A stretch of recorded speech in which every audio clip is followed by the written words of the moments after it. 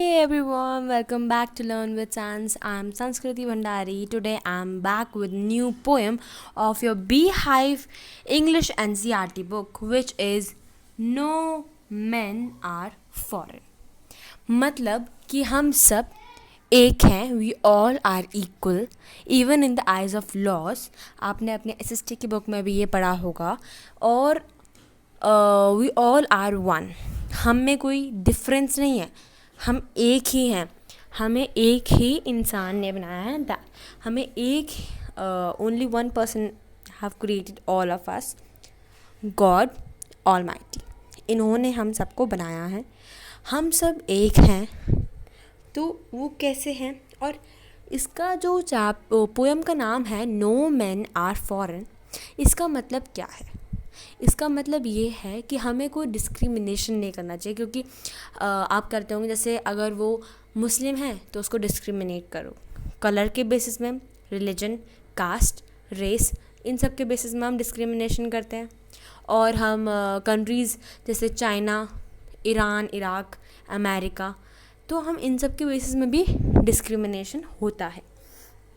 तो हम देखेंगे कि ये पोएट जो हैं, जो कि हैं जेम्स किर्कअप, वो इस पोएम में हमें क्या संदेश या मॉरल देना चाहते हैं. Okay, first of all I will tell you the aim. Means जो हम इस चैप्टर में है कवर करने वाले हैं वो है, we are going to know about human beings who are not unfamiliar, foreigner or distant from anyone else. ठीक है, तो let's start with the chapter. First of all, we have introduction over here. Let's start with that. Have you ever thought of some people as strange or other country as foreign? क्या आपने कभी भी ये सोचा है कि ये किसी भी आदमी को आप स्ट्रेंज कह दो या फॉरेनर कह दो कि वो दूसरी कंट्री से है. We have many ways of thinking of other people as different from us as them. तो हम क्या करते हैं, हमें बहुत सारे वेज है कि उनको हम अपने से अलग मान लेते हैं. मतलब फॉरेन मतलब उनको हम डिस्क्रिमिनेट करते हैं, है ना. ऐसे करते हैं, हम डिफरेंस करते हैं हम अपने में से और उनमें. यस, तो दे मे बिलोंग टू डिफरेंट कंट्री और speak a different language. In this poem, however, the poet reminds us of the many ways in which we are all the same. We are all humans. अब जो इस poem में हमें जो poet हैं James किर्कीस, अब वो हमें क्या बताने वाले हैं इस पोएम में, वो हमें इतने सारे वेज़ बताएंगे कि हम कितने वेज़ में कितनों को डिस्क्रिमिनेट करते हैं और हमें वो क्यों नहीं करना चाहिए. Because we all are humans. हम सब इंसान ही तो हैं, चाहे हम मोटे हो, पतले हो, काले हो, गोरे हो, हम इंसान ही हैं. यस, और हमें गॉड ऑलमाइटी ने ही बनाया है. तो हम इसके बारे में पढ़ेंगे. So let's start with the poem. Okay, remember, no man are strange, no countries are foreign. हमें ये याद रखना है कि ना ही कोई आदमी अलग या स्ट्रेंज होता है, ना ही कोई कंट्री फॉरेन होती है. हम सब एक हैं. We all are one. Beneath all uniforms a single body breathes. अब वो क्या कहना चाह रहे हैं कि बीनीथ ऑल यूनिफॉर्म, मतलब इसका मतलब ये है कि it may be the uniform of the soldiers that they wear at the time of war. It may also refer to the traditional dresses of a country. लेकिन जो ड्रेस वो पहनते हैं उसके नीचे तो वो वही बॉडी होती है ना, जिससे वो सर्वाइव करते हैं, सांस लेते हैं, लाइफ ऑफ ब्रेथ. यस, तो हम उसके बारे में पढ़ेंगे. Like ours, the land our brothers walk upon is earth like this in which we all shall lie. अब वो ये कह रहे हैं कि हम सब तो एक ही है ना, हम सब ब्रदर्स क्यों कहा है कि हम ना ही कोई कंट्री फॉरेन है, ना ही हम किसी से अलग हैं, हम सब एक ही हैं और हम इसी मदर अर्थ में ही चलते हैं और जीते भी हैं. इसी में रहकर, अर्थ में ही रहकर हम जिंदा हैं और अगर मरेंगे भी तो हम अर्थ में ही साथ में मरेंगे. कि अगर कोई अमेरिकन मरता है तो वो डिस्क्रिमिनेट हो जाता है, अगर इंडियन मरेगा डिस्क्रिमिनेट, मुस्लिम तो डिस्क्रिमिनेट, तो ऐसा तो नहीं होता ना. कि मरता है तो वो सेम सेम ही होता है, इंसान की बॉडी ही होती है वो, है ना। तो जैसे अमेरिकन्स भी धूप सेकते हैं, इंडियंस भी धूप सेकते हैं. So there are many example that all are one, all are equal, no one is different from anyone else. Okay, तो हम इसके बारे में देखते हैं आगे कि आगे क्या कहा है पोएट ने. They too aware of sun and air and water, उनको भी पता है कि sun क्या है, air क्या है, water क्या है. Are fed by peaceful harvest, by war's long winter starved. Their hands are ours, and in their lines we read labor not different from our own. अब जैसे हमारी कंट्रीज़ के सोल्जर्स हैं वो बॉर्डर पे जाके लड़ रहे हैं, ऐसे चाइना के भी हैं, जापान के भी हैं, अमेरिका के भी हैं, ईरान, इराक, सब सारी कंट्री के हैं, है ना. तो सारी कंट्री के अगर सोल्जर्स हमें बॉर्डर्स पे जाके लड़ रहे हैं, वॉर भी सभी करते हैं. अगर हम सबसे दोस्ती बना के रखेंगे तो हमारी वॉर तो नहीं होगी ना. अगर हम सबसे दुश्मनी बना के रखेंगे ऑब्वियसली वॉर होगी, है ना. तो इसमें यही है कि हमें सबसे दोस्ती बना के रखनी है, हमें किसी को डिस्क्रिमिनेट नहीं करना है. और क्या बोला है कि अगर वॉर होती भी है तो अगर स्टारवेशन होती है तो स्टारवेशन भी बहुत सारी कंट्री में स्टारवेशन होता है, भूखमरी, मतलब भूख से मर जाते हैं, वो स्टार्व कर जाते हैं. तो वो भी जैसे अगर अमेरिका में हुए तो अमेरिका में भी, चाइना में हुई है, चाइना में जैसे फेमाइन आया था, ठीक है. तो बहुत सारे रीजंस हैं. अगर वॉर होगी तो आपको पता है जैसे जापान के 2 मेन सिटीज़ थी, हिरोशिमा एंड नागासाकी, वहाँ पे जब बॉम्ब ब्लास्ट हुआ था तो वहाँ पे कितना डिस्ट्रक्शन हुआ था. ऑलराइट, तो वहाँ जितना डिस्ट्रक्शन हुआ था तो वैसे ही बहुत सारी कंट्रीज़ में आगे जाके भी हो सकता है. यस, तो वही है कि उन्हीं हाथ से हम अपना मतलब वही सोल्जर्स हम, उनकी वजह से आज हम जिंदा हैं, अपने घर में सेफ़ हैं. यस, और क्या है कि अगर हम खेती भी करते हैं तो हम सेम करते हैं ना. अगर हम भी आलू बना रहे हैं तो और भी पटाटो ग्रो करेंगे. अगर हम एक सब्ज़ी ग्रो कर रहे हैं तो और भी कंट्री करेंगे वो ग्रो, मतलब सब सेम है. तो in the third paragraph we have remember they have eyes like ours, उनके पास भी वही आँखें हैं जो हमारे पास हैं. दैट वेक और स्लीप, जिनसे वो सोते भी हैं और वो सो के उठते भी हैं. And the strength that can be won, और उनके पास वो स्ट्रेंथ भी है दैट कैन बी वॉन, जिससे हम जीत सकते हैं by love. In every land is common life that all can recognize and understand. अगर हम प्यार की भाषा में बोले ना तो सब के सब समझ सकेंगे, अंडरस्टैंड कर सकेंगे. और हर जो लैंड होगा ना वहाँ पे कॉमन लाइफ, मतलब सब एक समान होंगे, कोई अलग अलग नहीं होगा कि तू अलग है तू उधर जा, तू अलग है तो तू इधर नहीं रहेगा, ऐसा कुछ नहीं होगा. Let us remember whenever we are told to hate our brothers, it is ourselves that we shall depose, betray, condemn. Remember, we who take arms against each other.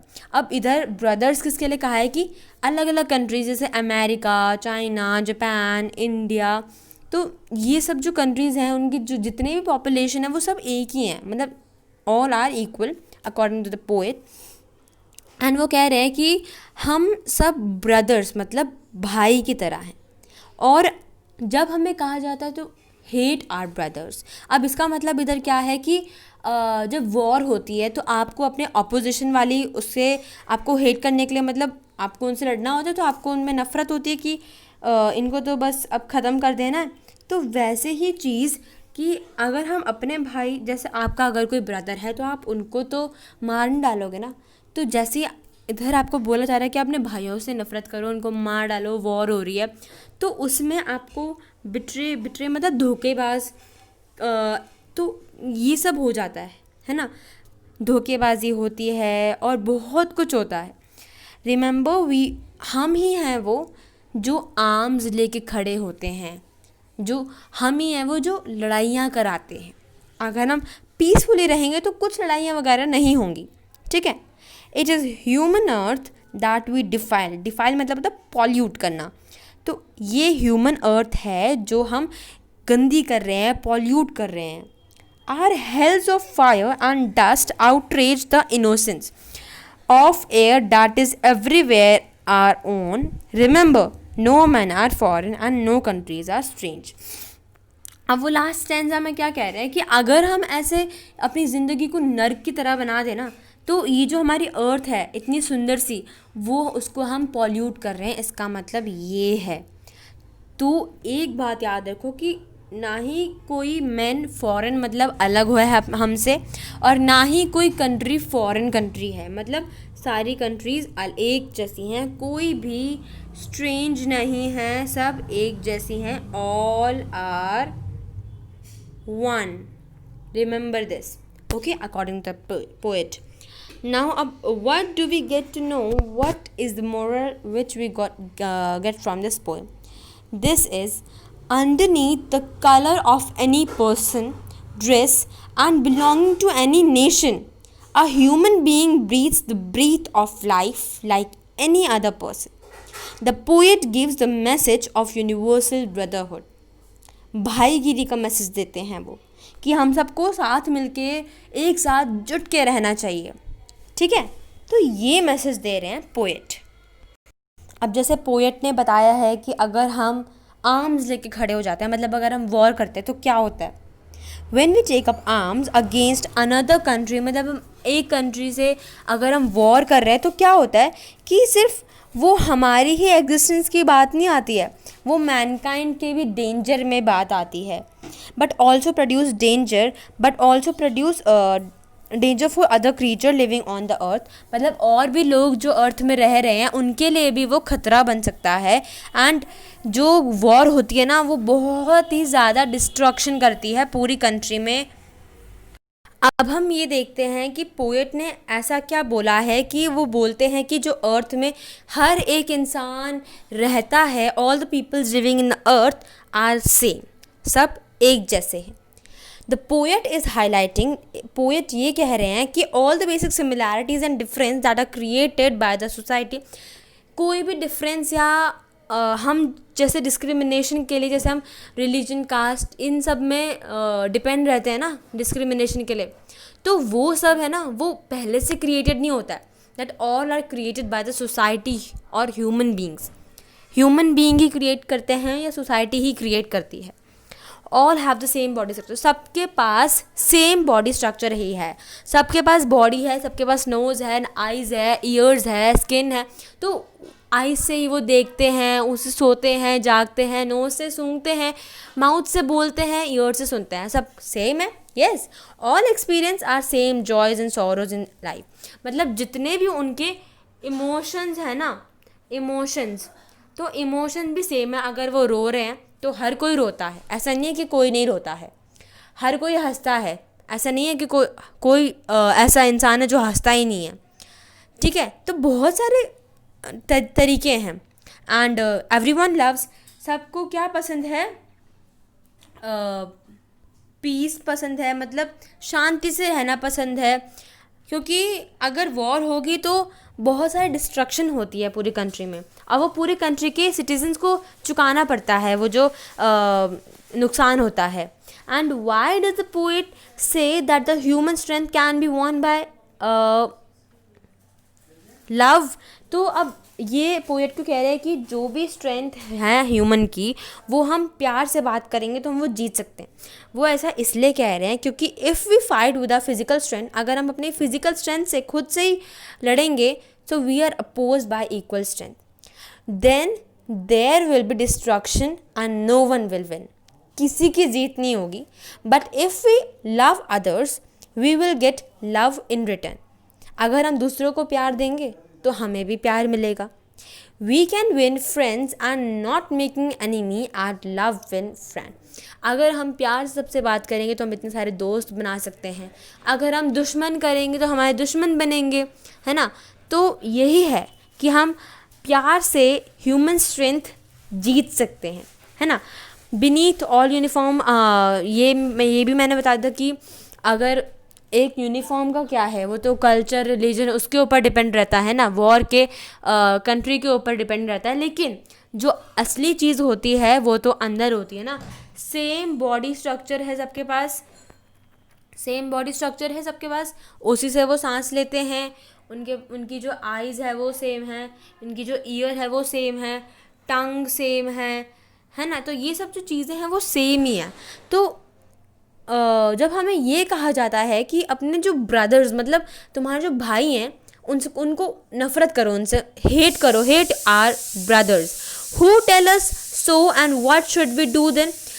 कौन हमें ये कहता है और हमें क्या करना चाहिए उस टाइम पे। During the war time we are ordered to hate our brothers of other countries.